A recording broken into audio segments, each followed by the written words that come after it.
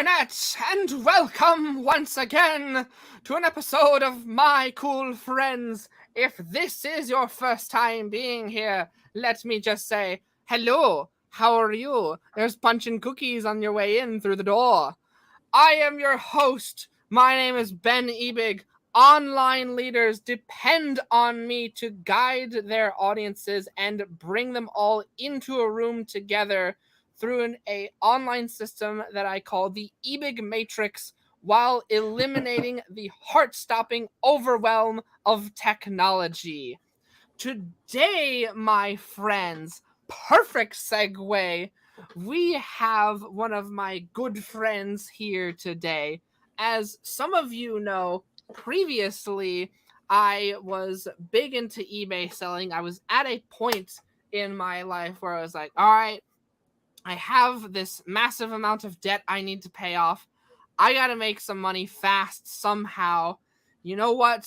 We are going to eBay and we're going to go sell some stuff. And within a short 90-day period, I ended up bringing in over $1,500 worth of sales from eBay. And ladies and gentlemen, this man in one Zoom call taught me how to sell on eBay and was the domino effect to me making that massive amount of change in my life. Ladies and gentlemen, please give a warm welcome to Dave Espino!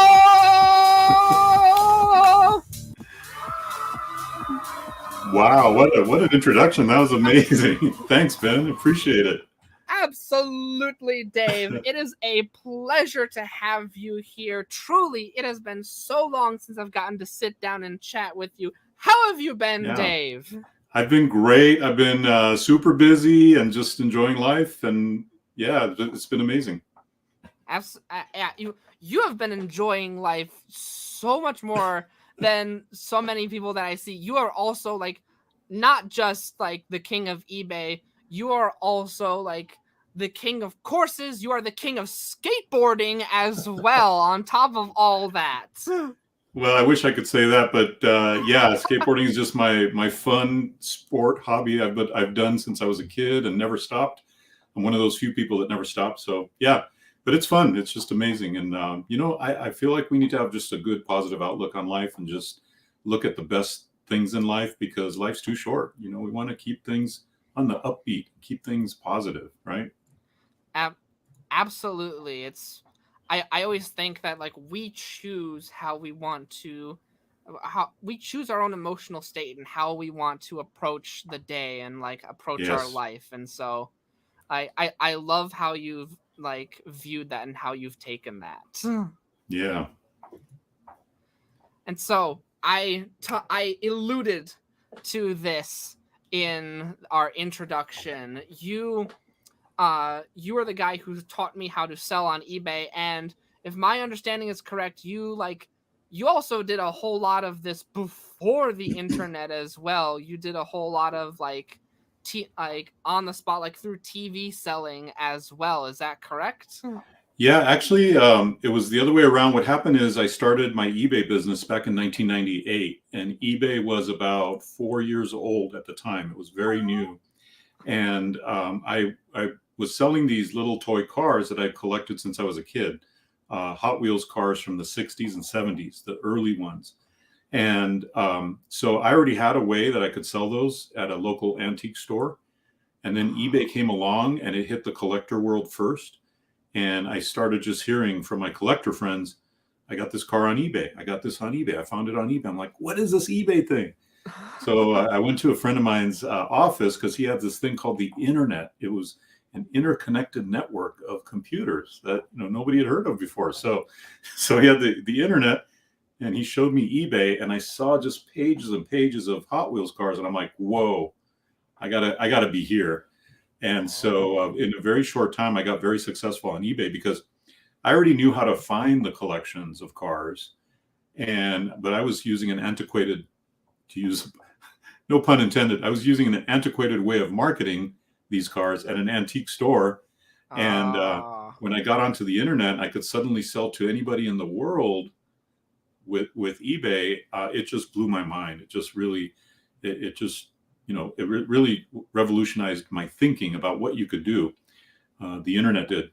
But then I got discovered by an infomercial company that wanted to create a course about how to sell on eBay. And they had not interviewed, but they were looking at about 100 people to be their, quote, their expert.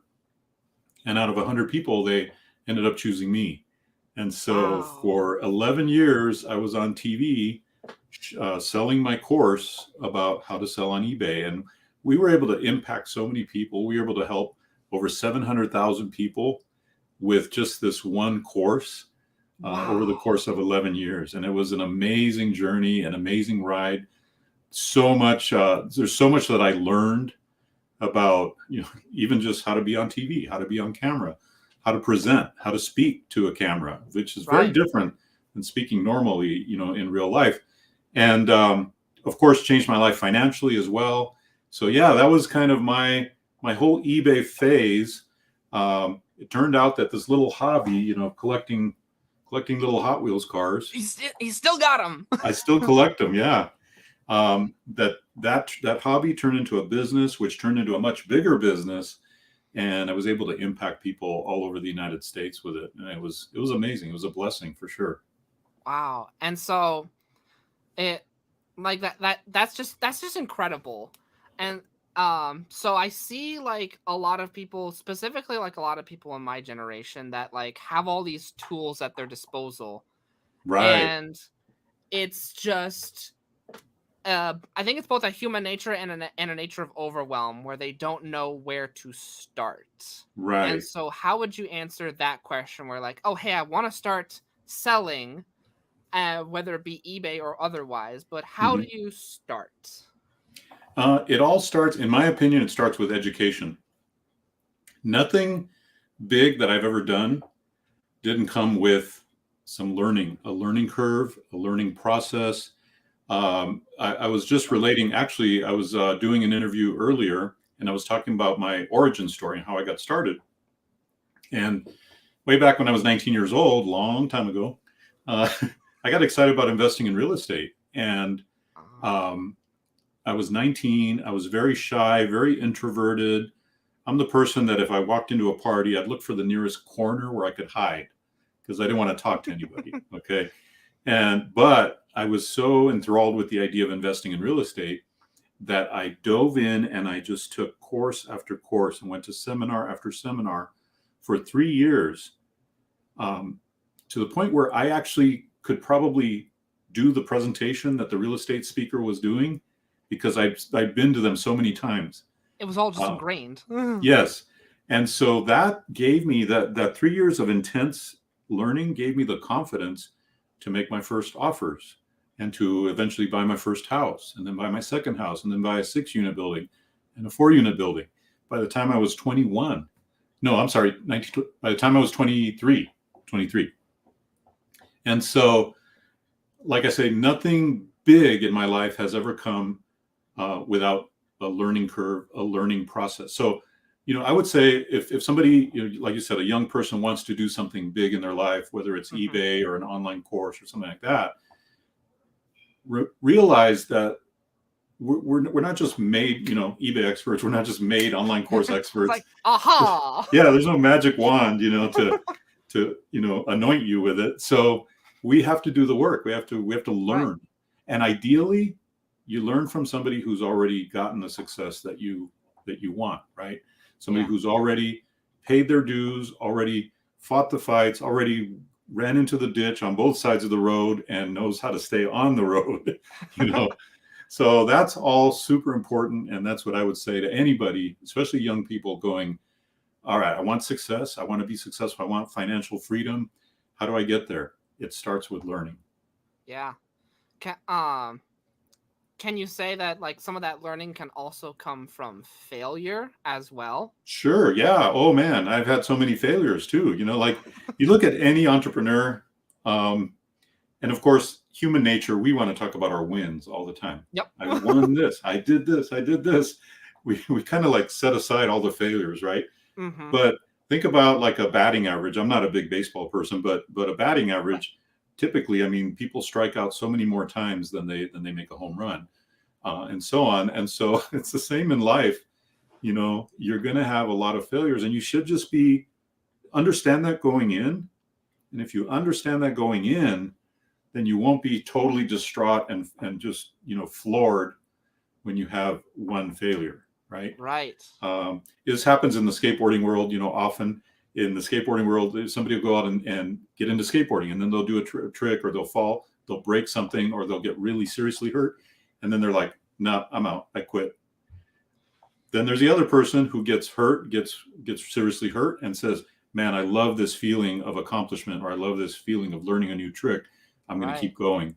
And oftentimes that's the deciding factor of whether somebody continues and becomes successful in skateboarding or in life, or decides to just quit and go back to whatever they were doing before. So yeah, man, it's all about persistence, and it's all about just keeping your attitude up so that you go and weather those storms no matter what.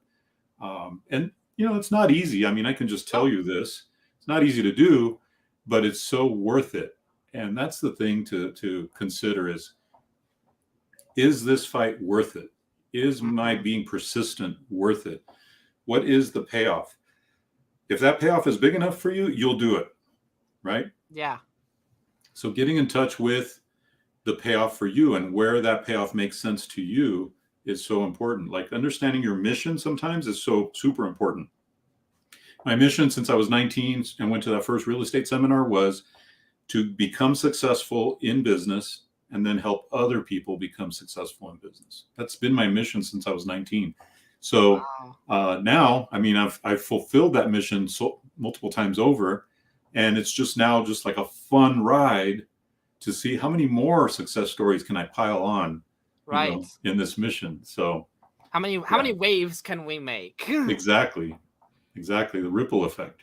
Yeah. The first thing that comes to mind when we talk about this, like, lesson of learning, I just got, like, as we're recording this, like, I just saw my nephew yesterday. He's still a baby. He's newly born. Okay. But he Congratulations. Just learned, thank you very much. But he just learned how to roll from on his back onto his stomach. Right. But he hasn't quite figured out how to do it the other way around, roll from his stomach to his back. Right. And so he'll like repeatedly roll from his back to his stomach, and then he'll get stuck there, and then he'll cry. And like, you can get there. It's all a matter of like trial and error, but then it's like, we don't, like, so many of us don't like think about like, oh, how many times did he fail? Like, we're only focused on like, when will he succeed? Right. And by the way, as you're talking about your nephew, you know, not being able to succeed and crying, it's okay to have a cry once in a while. It's okay to feel the pain of failure, because if you can use that pain of failure as fuel to win, then that's great. And that's how I would put it into context. That failure is just, I learned this from a famous sales trainer. I don't know if you've heard of this gentleman. His name is Tom Hopkins. Hopkins. Name sounds very familiar. Yeah, he has one of the best books on sales, face-to-face sales, because he was a top real estate agent way back in like the 70s. But anyway, one of the many books I read, he used to have this saying, and he would have lots of sayings if you went to his live seminar, which I did. He said, I never see failure as failure, but only as the journey I must take in order to win. Only as the game I must play to win. That's what it was. I never see failure as failure, but only as the game I must play to win. And it's so important that we see failure, we put it in the right context.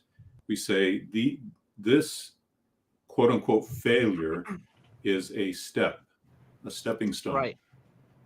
Yeah, it might feel like you stepped back, but what did you learn? Like, always be thinking, what did I just learn? And what will I not do again? And so on. So yeah, we can definitely learn from failure. Much better to learn from somebody who's already done all the failures for you That's the faster way to do it. For sure. For sure. The quote that I thought about in this event when I was like there with my nephew was from the first movie, The Batman Begins. Mm-hmm. When Bruce falls down the well, the quote is like, "And why do we fall, Bruce? So we can learn to pick ourselves up." Right. Yeah. Think about any aspect of life. I mean, just learning to walk, then learning to run, then learning to other things. It's all a learning curve, and it's all a process, and life is that. So I just feel like if you have an attitude of learning, constant learning, you'll be on the right track. Now, we can also take that too far. We can also go, oh, I want to immerse myself in all these books, right, and never take any action. Right? We don't want to do that, mm-hmm. because then you just become, you end up becoming a college professor. Not that there's anything wrong with that, but but we want to be sure that we learn and then take action. Learn and take action. Great person that I follow, Stephen Larson. He talks about real-time learning, and that means I'm moving forward on my track, right? I'm moving forward as fast as I can. And when I need to learn something, that's when I get that book, I get that course. Right. That's the moment when I go and learn and then implement. But it should never, learning should never be an excuse to not implement. It should be the reason we implement, right? Right. It's a very tricky balance of discipline. Right. Because those that are attracted to knowledge always want to seek more of it. Exactly. And you could just end up in your office, in your bedroom, just studying all day and all night and feeling good, because learning in itself has its own sense of accomplishment. You get your own buzz from, wow, I learned this now. I learned this. That's not the end goal, though. It should be, I learned this to do, right? Yeah. How many of us are those person that have a whole bunch of useless facts inside of our head? That's exactly. Like, actually, at this point in history, did you know? Yeah, and I'm kind of guilty of that, because I love watching YouTube and watching things that just learning new things for no reason. I always, in the back of my mind, I think someday I'll be in a conversation and this video about how tennis balls are made will come up. Yeah. So but that's what I do on my free time, right? What I'm talking about here is our business time. As an entrepreneur, we need to really be guarding our time and really making sure we get the most juice out of that time as possible. And what you do in your free time, hey, whatever, right? That's totally fine. It's funny because how you describe that's actually how my brain works. Because my peers have noticed that I have a really creepy memory. It's how do you remember this thing from so many months ago? Right. And it's I remember facts as if I can picture a story where that fact is going to come up. Oh, wow. Interesting. And so and eventually one day that fact does come up again. Yeah. But it's it's that own challenge of implementing this knowledge, not just imagining a story where it's going to come up, but then forcing that story into a reality. Right. And I really like that concept of real-time learning. Okay, I have a challenge with this. All right, let me go look it up, or let me go, you don't have to buy a book or a course. Right. Obviously, we have the internet and whatnot. I mean, I love YouTube for solving quick challenges. Yeah. But it puts learning in the right perspective of understanding. Learning is a tool for implementation. It's not the implementation. Right. Right.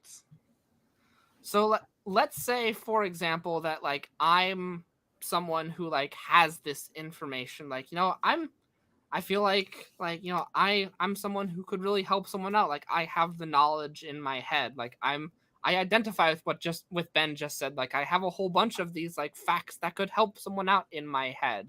Right. But I want to but I really like the first half of this conversation where we talked about selling things and making money. How can we actually put value to the useless facts inside of our head? Well, interestingly, if we call them useless facts, but let's just call them facts, Let's call them because facts. and so I come from the world of online courses. When I had that big course about eBay, and we sold over $140 million worth of that course and its coaching, associated coaching. So it kind of like opened my mind and also locked me in to the concept of selling courses. So you can sell information, and when you sell information, there's so many benefits to it. Number one, it's digital. So you create a course once and you could sell it over and over and over again. It's number two, because it's digital, there's no further cost once you create the course. So you get 100% profit margin. You have a lot of profit in there to play with. And what that allows for is for you to potentially partner with people who, excuse me, who already have your audience. And so you create this course based on your knowledge, your experience, your skills, things you've developed, or just things you know about. And then you find a joint venture partner that already has the audience that would love your course, and you partner with them. I had this happen a while back. I'm going to probably partner with this gentleman again. But I partnered with him because he serves the author community. He serves people who are writing their own book or books, right? And I help people create courses. And these are very similarly aligned, especially if you're writing a nonfiction book, a how-to book of some kind, right? And so he has my perfect audience. So we joint ventured. We did a webinar together. We promoted my course to his audience. We sold a bunch of my course. I helped them to get some success. And that's how it works. It's joint venturing with the people who already have your audience. He made a commission, but more importantly to him, I think, is that he served his community really well by introducing them to somebody that he trusts, you know? And on the other hand, I was brought in as somebody that he trusts, right? So the credibility that he already has with his audience and the trust that he already has was kind of transferred over to me. Hey, here's a guy you can trust if you want to create an online course. So now I've got a higher ticket program that I'm promoting and just launched actually. And so I'm going to be working with him again to introduce this to his audience. That's just one example of, I mean, just think of that. That's just one person who has an audience that's perfect. I could probably go to a dozen people and create similar scenarios. And the reason I can do that is because the online course has 100% profit margin, right? If I was selling any kind of this is like an LED remote control, right? LED lights. So if I was selling a gadget, maybe I have 15% profit margin in this thing, especially if I'm selling it on Amazon and everybody else is selling the same thing. Maybe I have 15%. It's hard to do a joint venture if you only have 15% to play with, right? Right. You got a smaller range to play with if you're so it's going to be another person. It's going to be hard to incentivize them. Hey, I'm going to give you 7%. Oh, great. You know, or it's going to be hard to get people excited about it. I'm not going to make hardly any money selling this for 15%, profit margin. So the knowledge business and the information product business is, in my opinion, so great for those couple reasons and a whole bunch of other reasons. I mean, I wrote a whole book about why the knowledge business is so great. You said you supplied some knowledge about the knowledge business? I did. I absolutely did. Yeah. So, but anyway, that's why I'm sold on it. And that's why I was sold on it back then with the eBay, even though with the eBay course, that was a physical product. We had DVDs, we had a hardcover book that was actually shipped out, and all that kind of thing. And there actually, now that I think about it, there were some digital elements as well back then, but we were moving away from analog and into a digital world. So that was that. But yeah, that's how I would do it. I would be thinking about creating a course about your skills, your experience, your knowledge that can help other people have the success that you had or have the transformation that you had. It's not always success, right? What if you overcame something really difficult in life? What if you went through like an incredibly difficult divorce, for example? Or what if you had some kind of life-changing medical situation and you overcame it. You know, there's so many things where you can help people and be that light for them and that encouragement for them while showing them how to solve that problem. So if I think about myself as an online course creator, I'm thinking of myself as a solution giver or a journey, like a guide on a Just journey. Any sort of problem that you could solve for someone. Exactly. Could be about anything. Wow. You know, I'll tell you what, I heard about this one guy. It was really cracked me up when I first heard about him. I first heard about him back in 2010. He created a set of plans for how to build chicken coops. I think I've heard about this man. He built a 6-figure income with chicken coop plans. Okay. So, I mean, it's amazing. And now I think it's like 200,000 a year, 250,000 a year, because he's added other things. But that's an example of who would have thought that you could teach people chicken coop building, right? Yeah, but it's something like, especially nowadays, where like, oh hey, how people are asking like, oh hey, how, they're not necessarily asking like, oh, how do I build a chicken coop? They're asking, oh, how do I raise my own chickens? Raise chickens, right? Exactly. And so that's incredible. And so I want to take a moment to focus on this like digital versus physical realm. Oh yeah. Because this is always an exciting topic of conversation for me. Mm-hmm. I have always like known about this like huge profit margin that you're talking about. I'd never thought about the idea of like, oh hey, like, because I love making new friends. If you didn't realize Right. that. Yep. I had never realized like, oh hey, like, yeah, you can utilize that to like use your network to then spread around your offer a whole lot easier. Right. But then it becomes this question of like, oh hey, like you've started from this era where like things were more physical than they were digital, and we've just sort of walked ourselves right in to this era where things are like almost hybrid right now, where you can get stuff, you can get a lot of stuff in like, would you like the physical version or would you like the digital version? Would you like the Blu-ray copy of your DVD? And I have this question a lot with like my nerdy friends. Like, some people prefer like all their stuff digital in their video game collection. Some people prefer their physical game collection. Is like I'd love your thoughts on this like new digital era in general that we're going into, both as from the perspective of the seller and the consumer. Right. Well, I'll say this as a consumer, probably because of how the era that I grew up in. I trust physical DVDs more. Like, I feel like I own a DVD. I don't feel like I own that movie on Amazon. I feel like that could be taken away at any moment. Right. So it's just funny. There's no sense of permanence in my mind, although it probably is, and we'll probably have it next year and 5 years from now, whatever.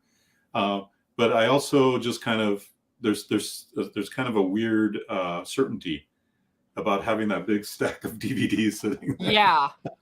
Even though we hardly ever see them, and it's funny. But so that's how I see it as a consumer. As a creator, I see it more like, well, let me rephrase that. As a marketer, which is really what I think of myself as, I see it more as physical is going to give your program, if you're going to create an online course program or a coaching program, physical gives your program a little more what they used to call a thud factor.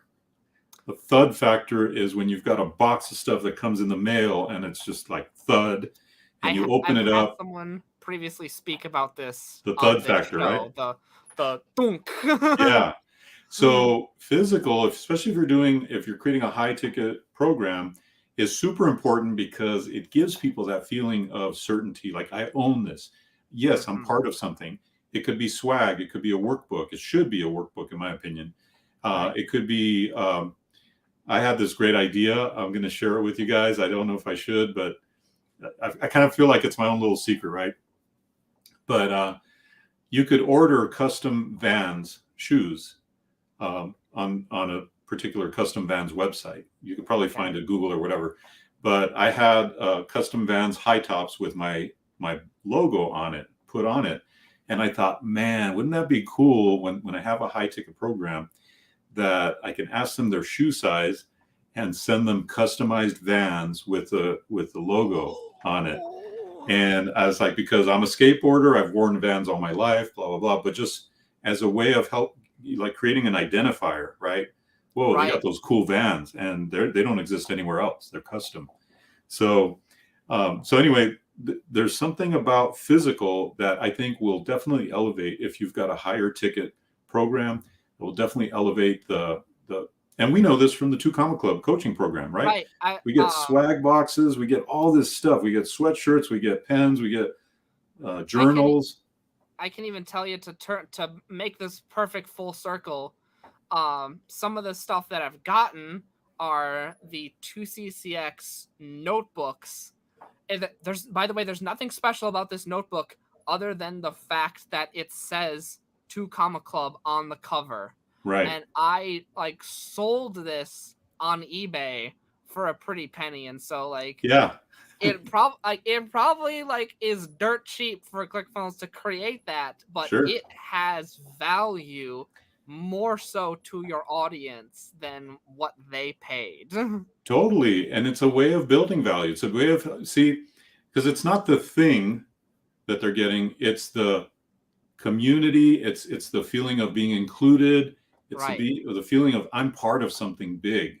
I'm part of something great, right? That's what we're really giving when we're giving physical products as part of our high ticket program.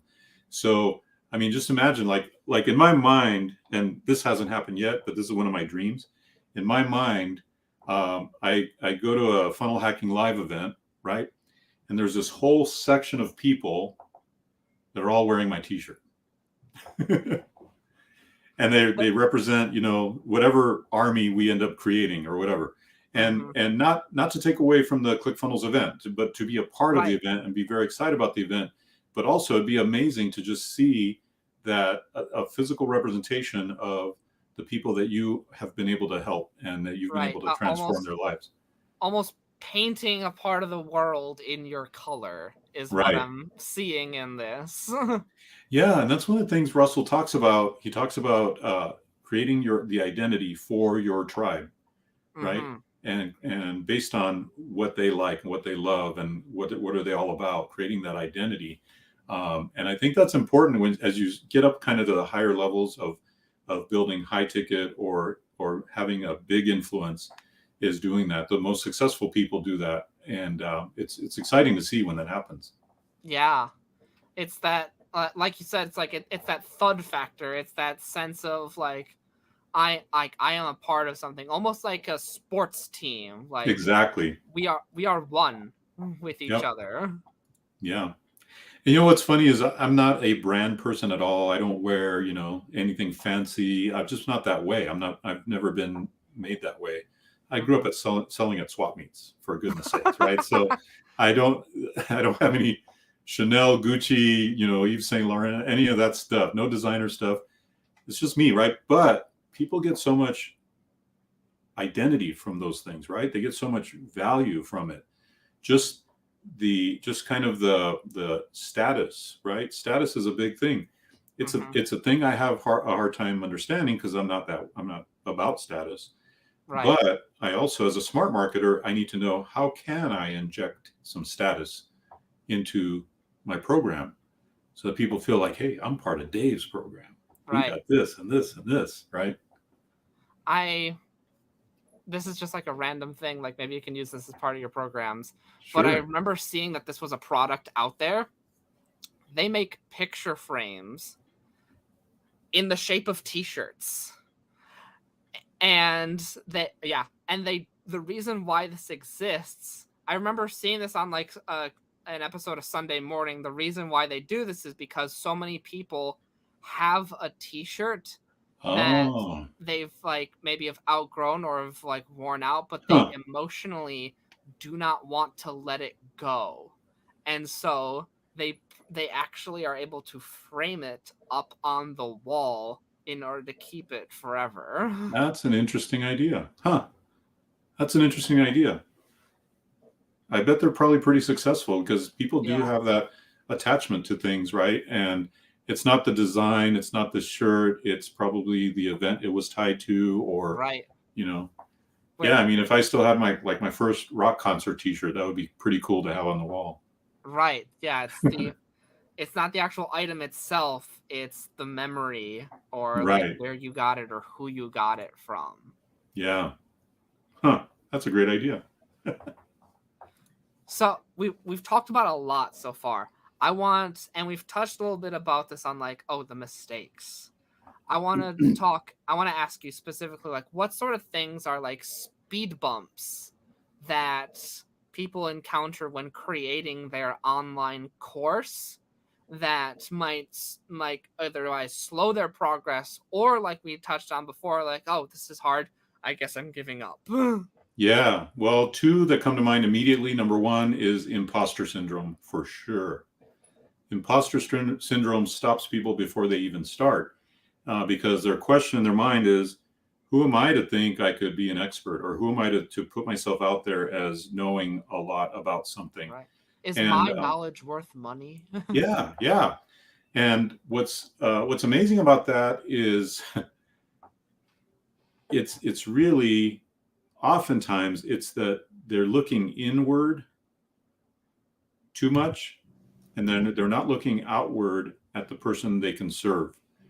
If instead you focused more on, let me take let's say a representation of a person that I can help, right? Let's Okay. call them John. Okay. And I now start thinking, what can I teach John? He wants to know about my topic, my knowledge, right? What can I teach him? If I now start thinking about all the things that I can teach him, and I start thinking about all the little tips and tricks and secrets that I've learned, and all the ditches I've come out of, and all the landmines I've avoided or fallen into and blew up and learned the hard way. If you really start to think about all that you've gone through to get the experience that you have, if you put yourself at square one, you say, when I didn't know anything about this, how much have I learned since then, right? And likewise with John, you're like, how much can I teach this person? It takes you from outside of yourself and thinking about me, and how I'm not good enough, I can't do this. And it puts it onto, what can I do? And when you start seeing what you can teach and what you can show that person, you start to get excited because you're like, wow, if this person is a blank slate, they don't know anything, I can really teach them a lot. I can really help them. Now, here's another thing I want to get across about imposter syndrome, and that is, I've had this experience, so I'm going to assume that most people have had this experience. Let's say your very first job. I remember, I've had a lot of first jobs that I can remember. One that I'm thinking of was I was a draftsman for a company that drew that made these things called X-ray tubes. X-ray tubes that were designed to detect the flaws inside of metal, like a metal part, and see if that metal part had some weakness in it somewhere. And so my job was to draw these tubes. Well, I was a draftsman. I had a degree in drafting and I knew how to draw, but I didn't know the first thing about X-ray tubes. I didn't know the first thing about the technology. And in my mind, I'm like, I'm going to draw something that's going to blow up, right? But so the first few days of working at that job, I remember clearly coming home day one and going, oh, man, they picked the wrong guy. I don't think I could do this job. I don't know what the hell I'm doing. I have no idea what I'm doing. Second day, same thing, but less. Third day, I got a little more training. I was like, okay, I'm getting it. Fourth day, 2 weeks, 3 weeks later, I'm coming into work, doing my drawing, no big deal. Everything's smooth and easy, right? But I had imposter syndrome on that job. Right. I thought, wait, they picked the wrong guy. They interviewed me, and somehow I appeared like I could do this thing. right? I didn't believe that I could Right. do it. But with the right training, with the right help, with the right guidance in a very short time, and again, we can all probably relate to this with our first jobs. You're doing it with your eyes closed sometimes, right? Yeah. Which might not be safe if you're a bus driver or whatever. Yeah, But don't do that. but that's the thing about imposter syndrome is it's tricking you. It's really tricking you. It's because we're looking inward too much. We're asking ourselves the wrong questions. The wrong question is, who am I to put myself out there as an expert? Who do I think I am to think that I could be the? And here's the problem: the mistake we make is, I'm not the world's perfect, biggest, most amazing expert on this topic. Nobody's asking you to be that. You're right. Nobody's no one asking. spoke those words. Yeah, except for nobody's you in your asking to head. be, above PhD level. There's MOU. Nobody's asking you to be a master of the universe on this topic, right? They're not asking you for PhD level. They're just wanting to solve their problem, which is way down Right. here, One and you problem. can definitely do that. And it's like simplifying that down to one problem Right. is like sometimes the most powerful thing that you can do. Definitely. Simplifying it down to, how can I best serve my customers? Look, if on my online course description, right, with the description of my course, if I tell you I'm going to teach you A, B, C, and D, and you buy that course, and I teach you A, B, C, and D, guess what? You're going to be happy. Mm-hmm. Especially if I throw in E and F, like over deliver. And as right? a couple of bonuses, you also get. Right. But if and this is where people go wrong, they think I have to teach A to Z. I have to teach this whole thing like an expert. That's not what your audience necessarily wants. They want you to deliver what you promised. So maybe I'm not the master of the universe expert, but maybe I'm, let's call it a mid-range expert, for lack of a better word. And I can teach beginner courses all day long. And my audience will love me for teaching them the beginner foundational stuff, right? I'm fulfilling on my promises, and then some. I'm helping them, and I qualify to teach that. So that's the part that I feel like, man, we could just go on and on teaching about imposter syndrome and trying to help people go, yes, you can do it. You can teach it. I've noticed that there's also a flip side coin to imposter syndrome, and do with this dangerous knowledge as you wish. But I've found that like you can get as far as you want in life with unfiltered confidence. True. Yeah, and it's that like I was in a like almost like a poker situation with a friend, and I had like unfiltered confidence where I was playing a game with him, and I ended up winning that game. I played with him, and he was like astounded that like, how did you do that? It's like I spoke my words like with ultimate confidence. Like I spoke like I spoke my will as if it was true. And I think that's like such a tricky thing for a lot of people to do, but actually like once you overcome that imposter syndrome and obtaining that skill, that's a truly powerful thing to have, because like stepping into the room with that level of confidence, like, yeah, I can help this person. Exactly. Absolutely, I can get you to where you want to go. Yeah, let's go for a ride. Yeah, and as long as you can deliver, awesome. I mean, I think that's fantastic, and that's the way to go.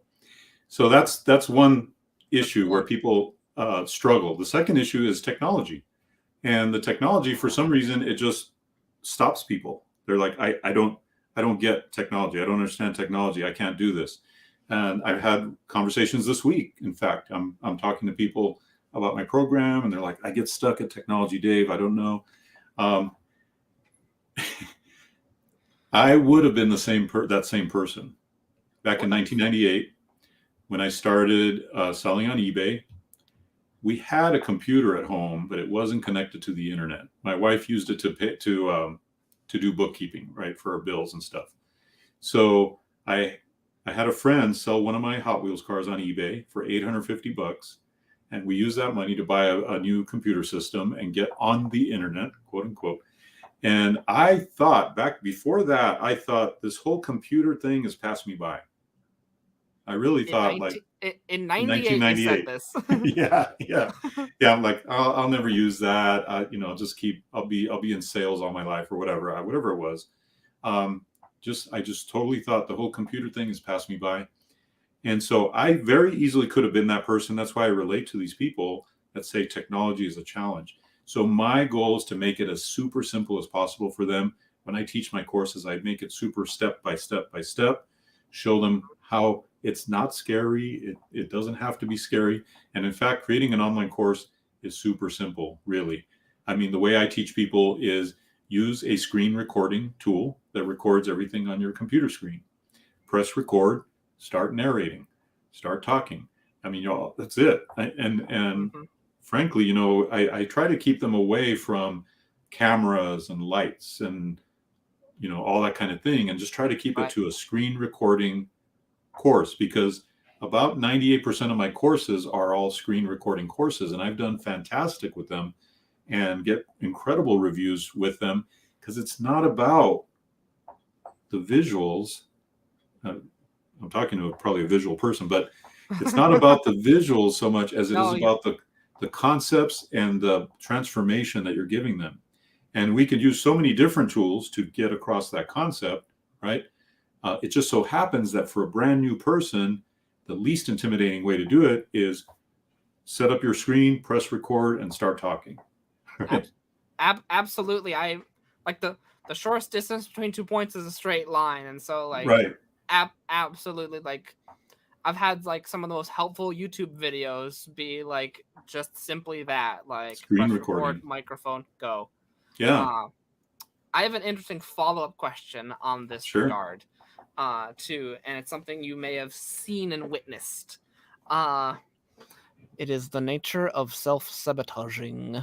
And my story with this is that, like, I remember at the like height of everyone getting on Zoom, I have, of course, because of the coaching program that we both went through, I was like well in depth in the Zoom world, and I knew how all this stuff worked.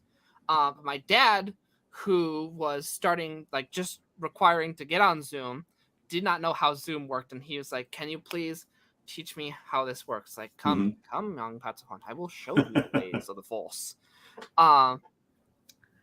Now, Zoom is not complicated. I don't think either of us would say that, nor do I think anyone watching this would say that. However, I witnessed this man make Zoom complicated. He wrote down every single step he had to do and then forced himself into a panic situation. Does this sound familiar to you? Yeah, I've heard similar stories. It's funny, though, that you're so well-versed in that world and that it somehow didn't transfer to him. Right. I am. But like, this isn't the only time that I've seen this too. Like, I've witnessed this man like make signing into PlayStation Network difficult. That's an email and password situation. Wow. Which I poke fun at him, of course. But it's also like you've witnessed situations like this where it's like, oh hey, I'm expecting this to be difficult, therefore my subconscious will make this difficult. Right. Have you seen situations like this? A, and number two, how do you overcome them as someone who is in the teacher position? Yeah, some can be super challenging. I would say the best way to resolve something like that is coaching. You need somebody that will walk you step by step to show you, hey, it's not that hard. Oh, wow. Oh, wow. Whoa, you just did it that. Whoa, that's easy, right? You just need somebody to show you that. And that doesn't have to be coaching. It just be, you could just hire a college kid that knows all this stuff, right? And that Can oftentimes I pay you $15 for your time, young sir who is in university? Exactly. That's what I often tell people who are, because some people can get immobilized by it. and like you're describing, right? Mm-hmm. And if the first solution doesn't work, which is let me coach you through it, or let me do a Loom or Screencast-O-Matic video that shows you step by step how to do it, then the next logical thing is find somebody locally that a kid, and I say kid, a young person that knows the stuff, and then you just pay them and they can do it for you, right? They can just be your VA, be your virtual assistant from this point on in your business, because some people will just not get through that, and that's okay. It's totally okay. That doesn't have to stop them. But sometimes, like you said, self-sabotage, it might be the thing they're using to go, I can't do it. Mm-hmm. It just might be. It may not be. It may be that, they really do have like a mental block that's like, I can't, I don't want to. It might be that they don't want to learn how to do it. Totally okay also. Pay somebody. I learned this a long time ago. If I can't learn how to do something, well, the first thing is if I don't know how to do something, I can learn it. Mm-hmm. I'll go to YouTube. I'll learn it really quick. And if I can't learn it, if it's above my mind, whatever, I can pay somebody to do it. But I should never have the excuse or something that immobilizes me, that stops me, because momentum, as an entrepreneur, momentum is like gold. You need to guard it like it's precious. Momentum is precious. Mm-hmm. So anything that could potentially slow you down or stop you, you need to just figure out a quick way to get through it, over it, around it, or pay somebody, to do it for you.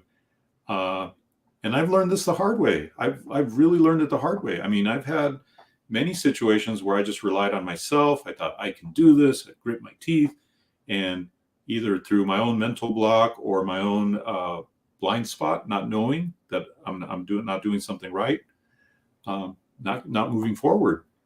And it wasn't until I either paid a mentor, a coach, or a business partner, worked with a business partner that could get me past that block, that I started to achieve success. So it's so important that we understand the number one rule, I think, in as an entrepreneur should be, am I moving forward fast?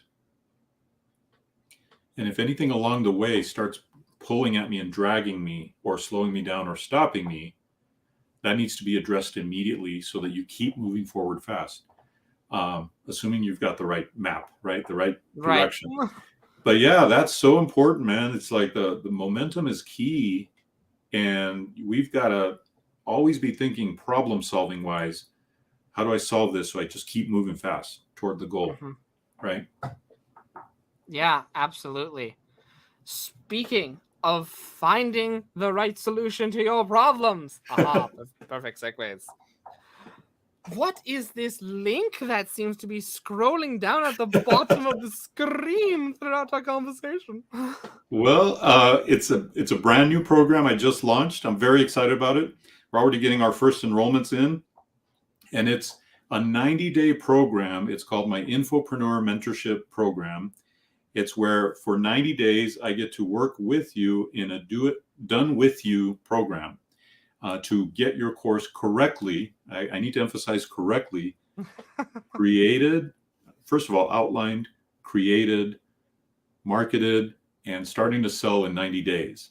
And this is not just a standard, online course program. This is designed to get you to 6 and 7 figures with your online course program. So it's a really accelerated program. In fact, I use frameworks in the program that I call Course Accelerator, because it combines course and sell and speed. But we really begin from the ground up. The ground meaning, who's your perfect customer? Who's your perfect customer avatar? What do they need the most? What solutions do they need? How can we best provide those in a higher ticket program? We're not starting with low ticket. We're starting with higher ticket. And how can we engineer this, literally engineer it from the ground up, so that who that we're talking about, that perfect customer avatar, informs how we create the course, how we create the other offer elements, bonuses and things that we're going to do, coaching. And it also informs our marketing, how we message the course when we're going to go sell it, how we run the ads, who we run the ads to, everything. It's I don't know how to put it other than it's like a forensically engineered program to get you success. And so, yeah, we've been opening up. I've been having calls with people this week. It's been a blast just to meet some of these great people, and they're enrolling already in the program. It's very exciting. So that's what we're launching, and it's at infopreneurcoaching.com. Basically, there you can watch a video of me explaining the program, and if you like that, then you can book a call with me. It's an application process, and then we just have a very casual call. This is not a sales call at all. It's not. My goal is not to sell you into something. My goal is to make sure that we're a good fit for each other in the program. Ultimately, if I don't feel like I can help you be successful and help you get the outcomes of the program, we probably shouldn't be working together. And that's totally fine. I mean, I'm not, so it's really a casual conversation. I'm just having a great time just meeting these great people that are coming in. That's like, it warms my heart to see this, like, you're making even more of an impact. Like, you've done so much and yet you're not stopping. And I talk to people on a weekly basis who are creating amazing offers. I can't say I've heard of anything like this, where it's like a packaged step-by-step, like, we're going to help you create your course, and so you can put it out there, regardless of whether or not, like, you've been trying and failing, or this is your first time. Like, this sounds stupendous. Thank you. Thank you. I've really put a lot of time and thought into it. It's actually probably the result of years of thinking about a program like this and then engineering it. And the whole idea too is that at every session we'll have a little recap. Hey, how did you do on your assignments last week? So there's accountability, right? Now we're going to go into our training for this week. Now we're going to open it up to Q&A. And then here's an assignment for next week. So it's literally in 90 days, you will get it done. This is not just, hey, here's a bunch of concepts, hope you do good. I'm going to work with you. Yeah. I'm going to work with you hand in hand through this whole process. It's basically like me working with you. Like, if I were your partner, maybe I should add that into it. Oh, I just had an idea. No, but yeah, and maybe in the future, maybe that's something we'll do. Maybe in the future it was like, not only am I going to help you through this, but hey, let's really work together and do a percentage split or something like that. But right now, to me, this is just, I want to help people with the online course business, because I see so many people that could be successful, but they're struggling and they're stuck somewhere. Mm-hmm. And I was like, okay, what if there's a program that gives them the certainty, the confidence, solves their problems? We even have this thing called a lifeline call. So if you get stuck anywhere along the way, you book a call on Calendly with me, and we get you unstuck. I should call it the unstuck call, probably. I like the lifeline call. It has like that, like, because everyone knows Who Wants to Be a Millionaire. It's like, right. I instantly know what you're talking about. Yeah, exactly. So anyway, I've thought of everything in this, and it's very exciting, and it's just launching. So it's a really exciting time. I am, like, you gotta keep me in the loop on this, because I'm super excited about it. I'm gonna be keeping my ear to the ground on this. Nice. Most important question of all, Dave, where can people find you? Well, the best place is infopreneurcoaching.com, and they can also visit my website at daveespino.com. So just my name.com. Those would be a couple of good places. I also have a YouTube channel under Dave Espino, and I have a crypto YouTube channel called The Cryptopreneurs also. Ladies and gentlemen, go subscribe to those YouTube channels. Go check out his websites. Go check out infopreneurcoaching.com. Ladies and gentlemen, this has been another amazing episode of My Cool Friends with our special guest, Dave Espino. We will be back next week with another special guest on My Cool Friends. Until then, ladies and gentlemen, remember, have a fantastic weekend. Stay safe and stay healthy.